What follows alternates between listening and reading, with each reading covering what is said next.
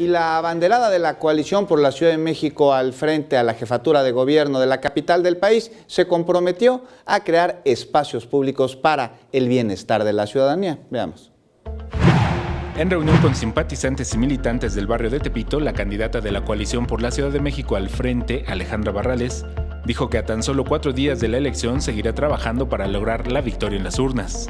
Ante los vecinos del barrio Bravo, hizo el compromiso de llevar a esta popular colonia un parque con las mismas características que el de la Mexicana, que se encuentra en Santa Fe, para regresar los espacios públicos a las familias que requieren de espacios de recreación. El tema, guardadas proporciones, no estoy hablando de que sea exactamente la misma dimensión, no depende de que yo lo quiera, pero sí de que un nivel de digno, un espacio digno, un espacio de alto nivel para la gente no solo del barrio Bravo de Tepito, sino de todas las zonas donde hay pobreza identificada, donde hay delincuencia identificada. La candidata añadió que con la generación de estos espacios de oportunidad se podrá proporcionar a los niños un mejor futuro, y esta estrategia es a corto plazo.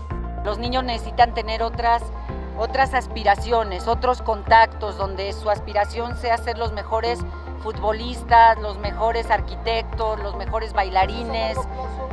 Es a mediano plazo, porque no es tan largo. Por la tarde, Alejandra Barrales sostuvo una reunión privada con Purificación Carpinteiro, abanderada de Nueva Alianza, con quien conversó sobre el proyecto de ciudad tecnológica que planteó en el pasado debate del 20 de junio. Con imágenes de Javier Martínez, Alberto Álvarez Santana, 21 Noticias.